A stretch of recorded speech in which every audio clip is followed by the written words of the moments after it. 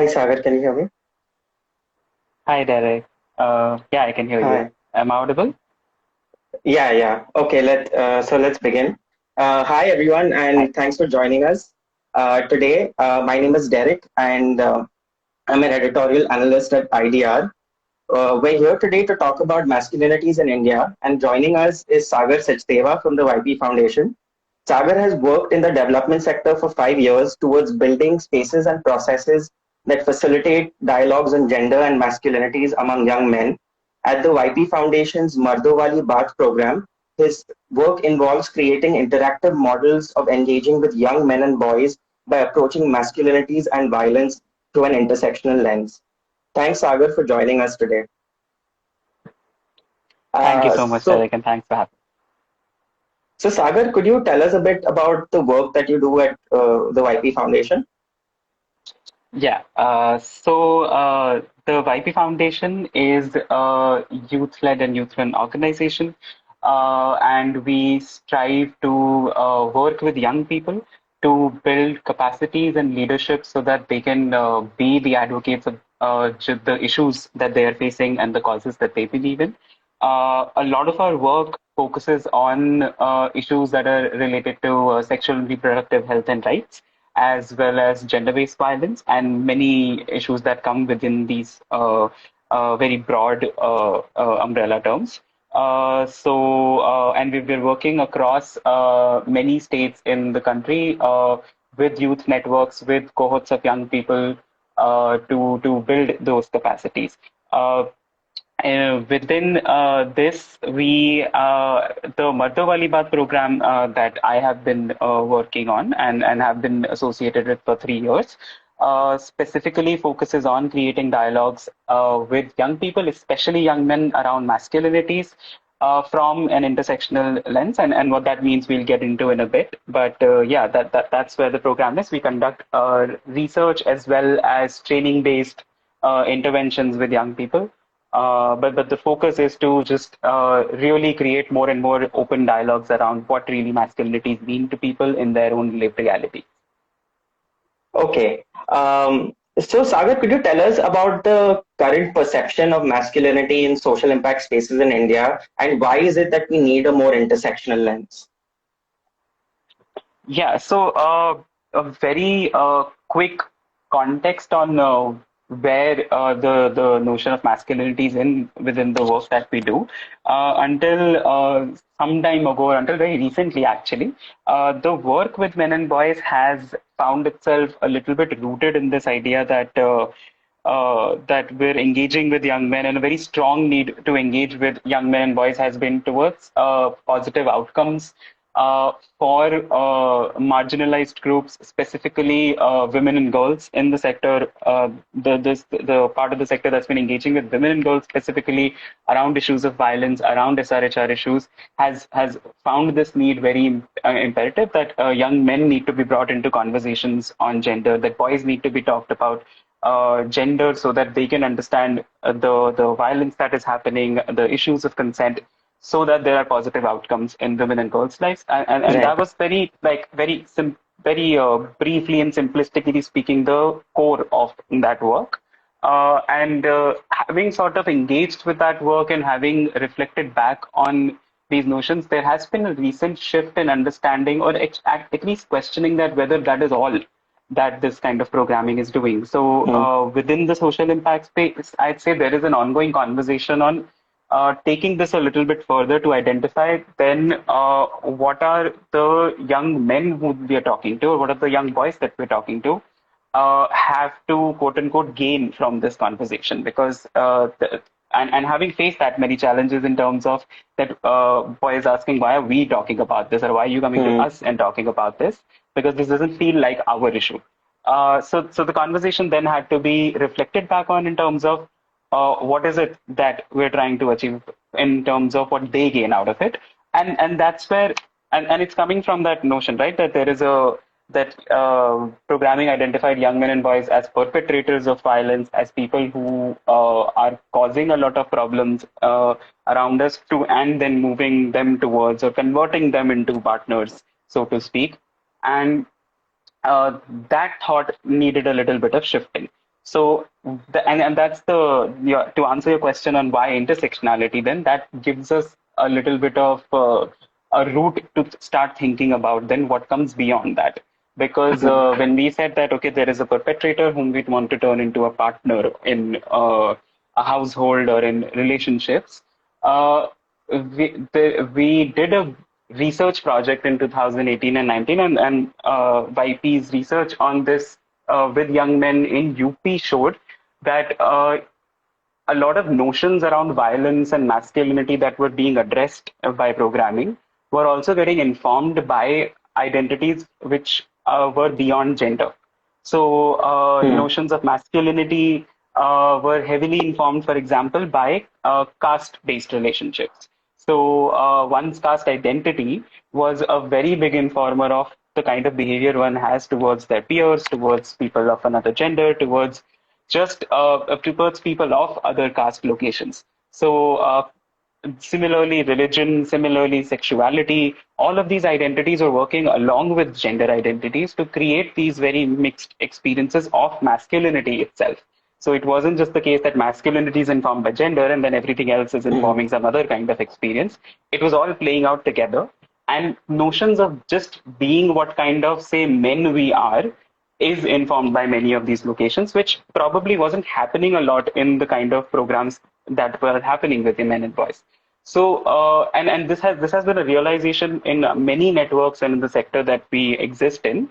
This has been a very common conversation in the last few years that we need to start thinking intersectionality because it positions young men into spaces where uh, there is violence, there is privilege, but also there is experiences of vulnerabilities and experiences of marginalization along caste and class and sexuality lines.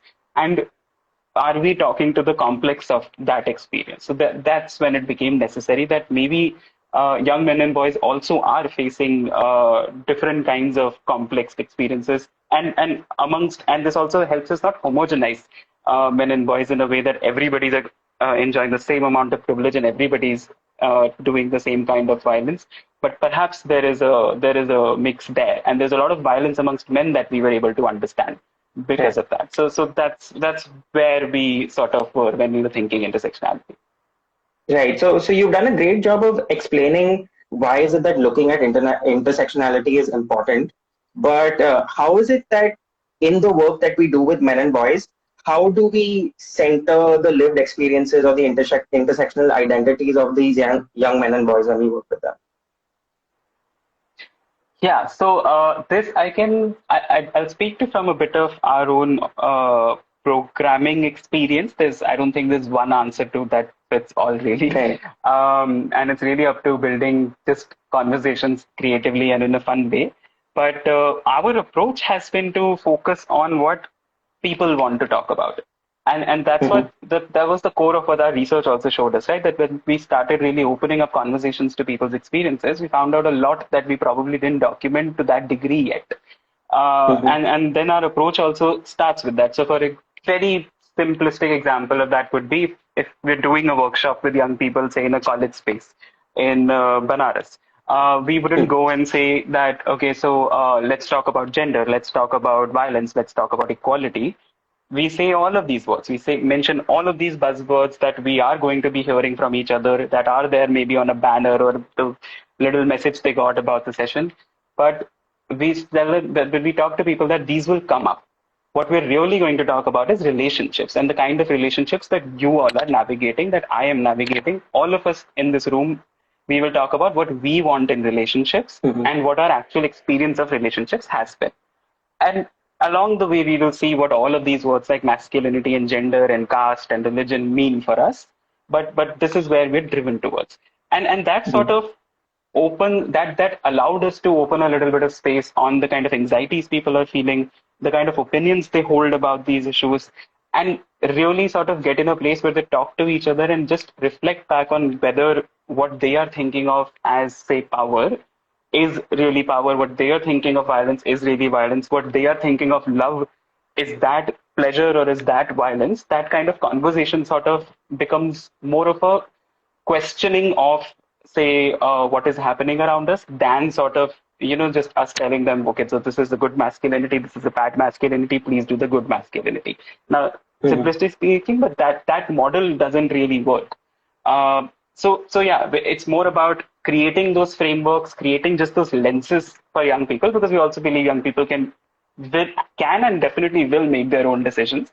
There is no Hmm. other way about it. So it's all about us to just sort of offer a few lenses, see which one seems the best to somebody, and just go with that. So that's been the approach mostly. But centering people's experiences, that's the key to the approach that we use. Right. And so, in your experience so far of working in this space, do you feel like there are any specific voices that aren't being considered in our current discourse on masculinities in India? Yeah, so in terms of voices, so one thing that I spoke about, that when we diversify the idea of masculinities, one is ki who are the young men we are speaking to is a question we ask ourselves also.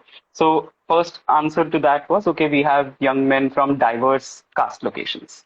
Hmm. And within that, if we were trying to understand, say, an upper caste person's experience of masculinity, it is probably rooted in many of these men's experience of masculinity is rooted in proving a certain manhood by engaging in some kind of caste-based violence also. Okay. Similarly, say for a Dalit man, a lot of the idea of notion of masculinity can also be rooted in the fact that there is a protest to it, or there is speaking up against that, but also a vulnerability as vulnerability in terms of facing that kind of discrimination and violence is also there.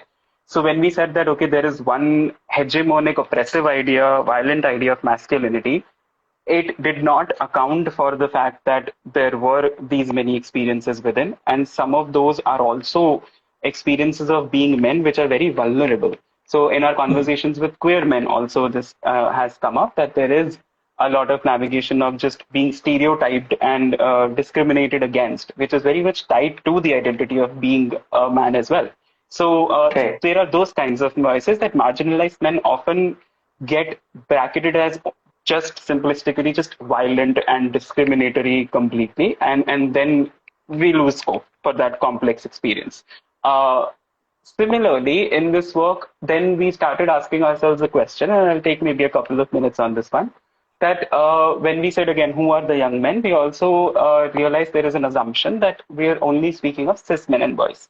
And Hmm. while we were, and we understood where that assumption was coming from, in the sense that the original intent of sort of ending violence against women, of creating partners who can support women and girls in the positive outcomes we were talking about, cis men were those imagined people, the perpetrators and partners were laid framework में. When we started diversifying the idea of masculinity, we started seeing it as not something tied to one identity, but an experience that people have in many different ways, and an expression that many people have. We also thought about then what then if we go beyond this assumption, what are the experiences of masculinities that people are really having? And the Hmm. first question was, then what are the, say, transmasculine experiences that we are not talking about? So we realized that uh, and then this example would come up a lot in workshops, even with say cis men, that मर्दाना तो लड़कियां भी हो सकती हैं. So and that was a very that's a very valid point, in a sense that मर्दाना तो लड़कियां भी हो सकती है. One implication could be that because Mardana means violence for a lot of people, are women violent, but Hmm. the other question was मर्दाना तो औरतें भी हो सकती हैं also means कि uh, women also express masculinity in certain ways, and and that is why we also shifted towards a mode of work where we work with people of all genders around issues of masculinity and really bring that diversity into a room. And at the same time, we started thinking about then what can be within this work on masculinity space, the programming on masculinity space, the conversation around trans experiences is definitely missing Hmm. right now. And Hmm. that's where we realize there's a heavy sort of gap there that we're identifying with no immediate answers ourselves. And then only recently we've sort of started talking about that we really need to think about, say, as I said, what are trans men and masculine people talking about? What are their experiences of masculinities that really probably are rooted in different kinds of vulnerabilities, different kinds of privileges, because those are also intersectional experiences. And that conversation has also led to some a project and some efforts that we are making at the YP Foundation to speak to members of the transmasculine community to understand their needs, to sort of create some resource that addresses those needs. We're also trying to sort of explore that within the queer rights work that YP is doing now. But that's been the journey in identifying the voices that get left out. I do believe that, and we've really come to a realization that we need to start asking ourselves a couple of very uh, core questions around who do we mean when we talk about masculinities work, and when we say men and boys, do we imply cis men and boys, or are we talking about people who are experiencing masculinity in any way, and expressing masculinity in any way? And this also takes us towards sort of starting to think about that, taking that approach from masculinities doesn't just mean perpetration of violence, but much more. It also offers everyone who is exploring the idea of masculinity more and more avenues to start thinking about what it could mean for themselves. And ultimately, that is the goal, that we want people to not just be stuck in the idea, okay, there is masculinity and let's just like ban masculinity, stop masculinity, or masculinity only means violence, but it can mean whatever we want it to mean, given whatever social costs and negotiations that come with it. So those are the mainly voices that we have so far recognized. Right. So you also mentioned like this hegemonic idea of masculinity that's kind of linked to Hmm. violence. Yeah. So my question to you would be, what would it look like to think of masculinities from a different point of view, like from the point of view of pleasure and care? Yeah. That's the benefit of taking that approach that I talked about, that we'll talk about relationships, we'll understand what's happening in our lives, because the place we are also coming from is that uh, we don't try to bucket violence and pleasure in ways that, okay, first we will stop violence in society and then we will start Mhm. thinking about pleasure. Now let's move towards pleasure. That route towards does not really exist in this work. So just like a lot of the work that YP does within the masculinities work, also the submission that we're trying to make is that uh, pleasure and mutual pleasure, and pleasure that is defined as something that is for oneself as well as the people involved mutually in that relationship, that is something that is also perhaps the route towards ending violence, right? So when we talk about Mhm. relationships, we don't we try to do this thing that we can understand masculinities and the definitions of it that have been created for us, and there are many, and many of those are violent, many of those are also explorations that are actually very pleasurable that people are talking about, which we probably as people who do the work don't talk about. But it's important to open that up because we want people to explore what, say, a pleasure centered version of masculinity for them would mean. Uh, Mhm. Whether or not, I mean, with the assumption that somebody wants to call it masculinity or wants to identify it as masculinity for themselves, but a lot of people might also. So what as a facilitating person, what we try to do is we try to prompt people towards thinking, can this particular example be something that could be an experience of masculinity? Could this could having fun and also ensuring that we're all having fun, or checking back that we're all having fun, also be part of what being masculine is to me? um, and really moving beyond not just now men and boys having pleasure in the idea of masculinity, but really thinking about, can just anybody of any identity identify themselves as masculine and find it a pleasurable experience, and not necessarily associating it with just violence. Mhm. So it's more like a replacement of the idea that masculinity is violence towards masculinity is pleasure also, but also understanding that there are social costs for people to be able to do that. because that's where the gadi gets stuck, right? That sure, you've Right. told all of this to us, but how will we do it? So that's the negotiation we talk about. That what kind of negotiation one has to do when one starts thinking of pleasure then. But that is a conversation that again people find answers to themselves. I hope that answered the question, but if there is a part of it you want to get into, I can definitely No, no, elaborate. it absolutely did. And that's all the questions I had for you today. And so, yeah, thank you. I think this has been like a really enlightening conversation on not just how we conceptualize masculinity, but also who we target when we are doing work on masculinity and how we go about working with them. So, thanks so much for joining and Yeah, sharing all of your insights on this. And if there's yeah. anything else you would like Uh, to say, Just a very quick mention that the research that we have done around masculinities with young men and the research that we've done on the work that has been happening with the work that is happening with young men and boys, specifically during COVID Mhm. lockdowns, those all of these resources are also available on our website, the ypfoundation.org. And yeah, to know more about our work, one can definitely look at the YP Foundation's Insta handle also. Sure, we'll add that in the description as well. So thanks so Thank, much, Sagar, for joining us, and thanks everyone that yeah, tuned in. Thank you. thank, thank you so much. Bye. Bye bye.